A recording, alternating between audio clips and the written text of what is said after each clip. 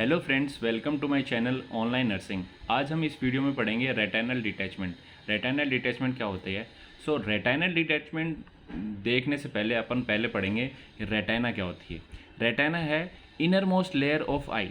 आई की सबसे inner most layer होती है रेटाइना, और मोस्ट सेंसिटिव लेयर ऑफ आई, ये मोस्ट सेंसिटिव लेयर भी होती है, और इसका कलर होता है pinkish red in colour. Pinkish red colour का होती है ये रेटाइना, ठीक है। और इसके अंदर अब देखते हैं अपन तीन रीजन्स होते हैं। कौन से होते हैं? फर्स्ट होता है optic disc, second macula lutea fovea centralis जिसका दूसरा नाम है, और थर्ड है पेरिफेरल रेटाइना, ठीक है। तो जो ऑप्टिक डिस्क होती है उसका कलर होता है पिंकिश, ये पेल पिंकिश कलर, और जो थिकनेस होती है इसकी 1.5 mm, ठीक है। और इसमें 1.5 इसकी 1.5, इसकी 5.5 mm थिकनेस होती है, और इसका ये मोस्ट सेंसिटिव होती है। ये भी से रेटाइना पूरी मोस्ट सेंसिटिव होती है, बट उसमें से मोस्ट सेंसिटिव कौन सा होता है? मैक्यूला ल्यूटिया जिसका दूसरा नाम है फोविया सेंट्रलिस, ठीक है, और पेरिफेरल रेटाइना। ये तीन रीजन्स होती है इसके अंदर। अब एक बार डायग्राम से बताता हूँ आपको कैसा है। ये डायग्राम है, ये ह्यूमन आई का डायग्राम है। जो मैंने बोला इनर मोस्ट लेयर, ये तीन लेयर हैं जो सबसे बाहर होती है स्क्लेरा वाइटिस कलर की, कोरोइड, फिर बाद में होती है जो इनर मोस्ट लेयर है ये रेटाइना। इनमें से इनर मोस्ट लेयर है ये रेटाइना, इसलिए इसको बोला है इनर मोस्ट लेयर। अब हम देखेंगे डेफिनेशन। डेफिनेशन क्या होती है retinal detachment? It is a separation of retina from pigment epithelium and choroid with fluid accumulation between two layers. दो लेयर्स कौन सी? पिगमेंट एपिथेलियम एंड कोरोइड, इनके बीच में जो फ्लूइड का एक्यूमुलेट हो जाना, उसकी वजह से रेटाइनल डिटैचमेंट हो जाना। एक बार डायग्राम से आपको बताता हूँ। Here is the diagram. इस डायग्राम में अब मैंने बताया आपको किसमें, कोरोइड और पिगमेंटल एपिथेलियम। उसके बीच में तो कोरोइड है, और रेटाइना के अंदर एक पिगमेंट एपिथेलियम है। उसके बीच में क्या है कि फ्लूइड एक्यूमुलेट हो जाएगा। जो विट्रेस ह्यूमर ये इसमें चला जाएगा, उसकी वजह से ये जो लेयर है रेटाइना ये डिटैच हो जाएगी। एक बार एक और डायग्राम से आपको बताता हूँ। Here is the diagram. इसके अंदर जो मैंने पहले बताया था आपको, जो येलो कलर की है ये है रेटाइना, जो कि इनर मोस्ट लेयर थी, पर यहाँ थी ये, बट यहाँ क्यों है? ये है डिटैच्ड रेटाइना, और ये है टीयर रेटाइनल टीयर। मीन्स यहाँ पे एक रेटाइना में कोई टीयर हुआ, टीयर होने की वजह से जो विट्रस ह्यूमर था वो यहाँ पे चला गया, उसकी वजह से ये लेयर सेपरेट हो गई वहाँ से। इसको बोलते हैं रेटाइनल डिटैचमेंट, ठीक है। अब इसकी क्लासिफिकेशन की बात करते हैं हम। क्लासिफिकेशन में फर्स्ट आता है रेगमेंटोजिनस रेटाइनल डिटैचमेंट, ठीक है। ये क्या होता है? Tear develop in retina and vitreous fluid seeps through tear and separate retina. ये जो अभी मैंने डायग्राम दिखाया है वही है सेम, क्योंकि वहाँ पे जो रेटाइना है उसके अंदर एक टीयर डेवलप होने की वजह से फ्लूइड जो विट्रस फ्लूइड है वो उसके अंदर चला गया, उसकी वजह से वो रेटाइनल डिटैचमेंट हो गया, ठीक है। अब देखते हैं नेक्स्ट, ट्रैक्शन और ट्रोमा रेटाइनल डिटैचमेंट। ये क्या होता है? कोई भी ट्रैक्शन, कोई भी पुलिंग फोर्स लगने की वजह से ये रेटाइना सेपरेट हो जाए। रेटाइना के ऊपर एक पुलिंग फोर्स लगने की वजह से हो जाए, pulling force responsible for retinal detachment, ठीक है। कोई पुलिंग फोर्स की वजह से ये सेपरेट हो जाए, ठीक है। नेक्स्ट है एक्जुडेटिव रेटाइनल डिटैचमेंट। एक्जुडेटिव रेटाइनल डिटैचमेंट से पहले अपन देखते हैं यूवाइटिस क्या होती है। यूवाइटिस मीन्स होता है इन्फ्लामेशन ऑफ यूवल ट्रैक्ट। अब यूवल ट्रैक्ट क्या होता है? यूवल ट्रैक्ट बनता है choroid, ciliary body and iris, इन तीनों को मिला के बोलते हैं अपन यूवल ट्रैक्ट। अब यूवल ट्रैक्ट में इन्फ्लामेशन हो जाए उसको बोलते हैं यूवाइटिस, ठीक है। अब देखते हैं एग्जांपल, इसमें क्या है? Uveitis cause production of fluid which cause retinal detachment. Retinal detachment करवा देती है यूआईटीज। क्यों? उसकी वजह से इन्फ्लामेशन हुआ, इन्फ्लामेशन होने की वजह से वहाँ पे फ्लूइड का प्रोडक्शन हुआ, प्रोडक्शन होने की वजह से जो मैंने बताया आपको वहाँ पे वो सेपरेट कर देता है। तो ये होता है एक्जुडेटिव रेटाइनल डिटैचमेंट। नेक्स्ट देखते हैं। नेक्स्ट है हेमरेजिक रेटाइनल डिटैचमेंट। अब हेमरेजिक मीन्स होता है, आपको पता ही है, ब्लीडिंग की वजह से ड्यू टू हेमरेज हो जाए वहाँ पे, तो फ्लूइड की जगह वहाँ पे ब्लड एक्यूमुलेट हो जाए, उसकी वजह से रेटाइना डिटैचमेंट हो जाए। ये होता है हेमरेजिक रेटाइनल डिटैचमेंट। अब यहाँ पे एक क्वेश्चन आता है, which of the most common cause of retinal detachment.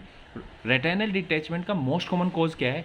वो है degenerative changes. Degenerative changes means जो नॉर्मल सेल्स और टिश्यूज़ होते हैं रेटाइना के अंदर, उसके अंदर डिस्ट्रक्शन हो जाना या फिर उनका इम्पेयरमेंट हो जाना, उसकी वजह से होता है ये रेटाइनल डिटैचमेंट। सो ये है इसका मोस्ट कॉमन कॉज।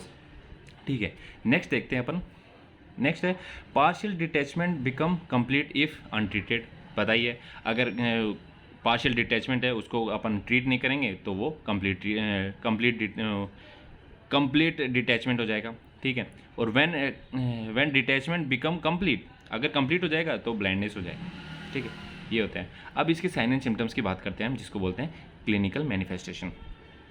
फर्स्ट है फ्लोटर्स और ब्लैक स्पॉट्स। अपने आइज़ के आगे एक धुंधला धुंधला कुछ ब्लैक स्पॉट्स या कोई कुछ दिखते हैं, उसको बोलते हैं फ्लोटर्स बोलते हैं। सो ये इसके साइन एंड सिम्टम्स है। वो किसका साइन है? साइन ऑफ ब्लीडिंग की वजह से सेपरेशन ऑफ रेटाइना हो गया, सेपरेशन ऑफ रेटाइना हो गया, वो होता है ब्लीडिंग की वजह से, उसको बोलते हैं फ्लोटर्स या ब्लैक स्पॉट्स अपने आइज़ के आगे दिखना, ये हो गया। नेक्स्ट है increase the blurred vision. Patient की ब्लड विजन हो जाएगा। Sense of curtain being drawn over the eye के ऊपर आगे ऐसे लगेगा कि आँख के आगे कोई ट्रांसपेरेंट कर्टेन लगा हुआ है, ऐसा लग रहा है। नेक्स्ट है पेनलेस। ये एक पेनलेस कंडीशन होती है। और loss of central and peripheral vision. इसमें सेंट्रल और पेरिफेरल विजन दोनों का लॉस हो सकता है, हो जाता है और हो सकता है अगर ट्रीट नहीं करेंगे तो। अब देखते हैं अपन इसको डायग्नोस्टिक इवैल्यूएशन। डायग्नोस्टिक इवैल्यूएशन क्या क्या है? फर्स्ट है ऑप्थेल्मोस्कोपिक एग्जामिनेशन।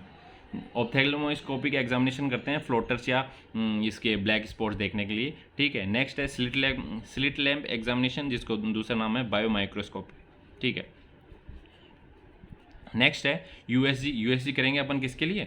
उसके रेटाइनल डिटैचमेंट जो सेपरेशन हुआ है उसको देखने के लिए। नेक्स्ट, अब जो रेटाइनल डिटैचमेंट है उसका इमीडिएट मैनेजमेंट क्या है? वो है कि प्रोवाइड बेड रेस्ट। अपन पेशेंट को बेड रेस्ट देंगे immediately. Cover both eyes with patches लगा के उसको दोनों आँखों को कवर करेंगे as prescribe to prevent further detachment, जिससे फर्दर डिटैचमेंट नहीं हो। ठीक है, नेक्स्ट है अवॉइड जर्की हेड मूवमेंट। जो जर्की हेड मूवमेंट है ना, उसको अवॉइड करें और मिनिमम आई स्ट्रेस, कम से कम आई पे स्ट्रेस डालें। ठीक है, अब इसका मैनेजमेंट देखते हैं। और मैनेजमेंट में कौन सा देखते हैं? Surgical management. अब इसके अलग अलग सर्जिकल मैनेजमेंट है। फर्स्ट आता है इसमें scleral buckling. Scleral buckling surgery क्या होती है देखते हैं। Implementation most effective reattachment of retina का मोस्ट इफेक्टिव रीअटैचमेंट किससे करवाते हैं? स्क्लेरल बकलिंग से होती है। इसमें क्या होता है? पीस ऑफ सिलिकॉन प्लास्टिक और स्पंज। एक पीस ऑफ सिलिकॉन प्लास्टिक और स्पंज होता है जो कि उसको कंप्रेस करवाता है। वो कैसे कराता है? वो कराता है sclera compressed with help of scleral buckling to hold the sclera and choroid and retina. Sclera choroid retina को होल्ड करके उसको कंप्रेस करवाता है। अब मैं आपको इसको डायग्राम से समझाता हूँ। So here is the diagram. So इस डायग्राम में जो ये एन सर्किल, ये एक रिंग सी डली हुई है, इसके ऊपर स्क्लेरा के ऊपर ऐसे करके सी शेप की।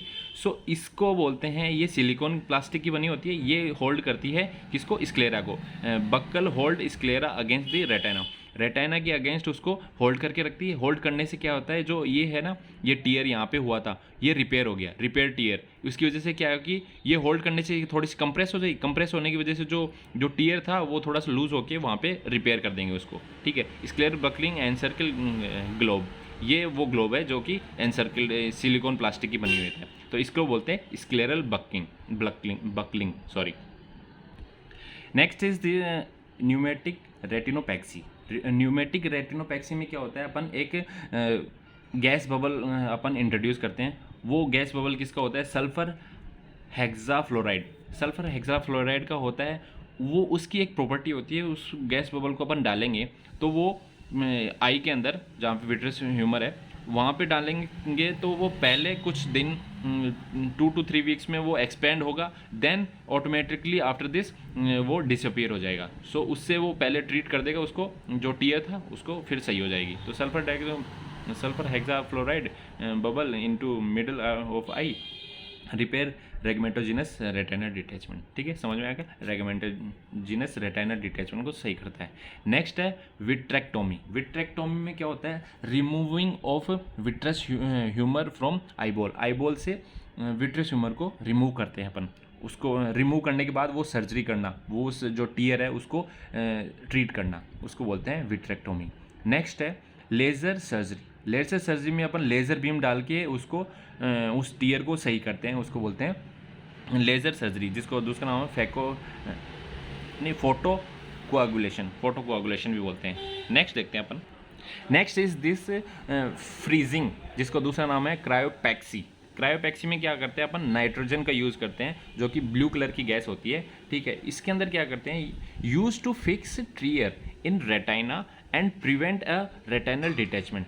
रेटाइनल डिटैचमेंट को प्रिवेंट करने के लिए जो नाइट्रोजन को यूज़ करते हैं, तो वो रेटाइनल डिटैचमेंट जो टीयर हुआ है उसको फिक्स करती है और उसको प्रिवेंट करती है रेटाइनल डिटैचमेंट से।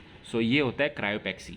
नेक्स्ट देखते हैं अपन इसकी नर्सिंग मैनेजमेंट। नर्सिंग मैनेजमेंट देखते हैं पोस्ट ऑपरेटिव इंटरवेंशंस कौन से होते हैं।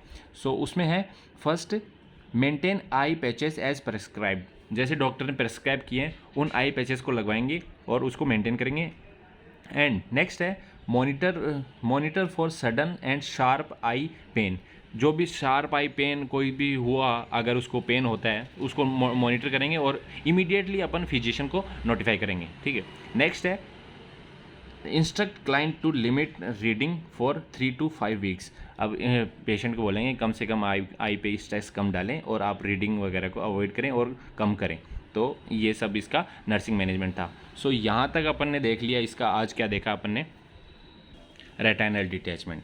सो रेटाइनल डिटैचमेंट यहाँ तक ही था। अपन ने इसके पूरे sign and symptoms, definition, management, classification, इसके सारे पढ़े। सो आई होप आपको ये टॉपिक समझ में आया होगा। अगर आपको समझ में नहीं आया, कोई भी डाउट हो तो आप कमेंट में डाल सकते हो और मेरे को पूछ सकते हो कि कोई जिस भी टॉपिक जहाँ पे भी आपको प्रॉब्लम है, I will explain. So thank you for watching.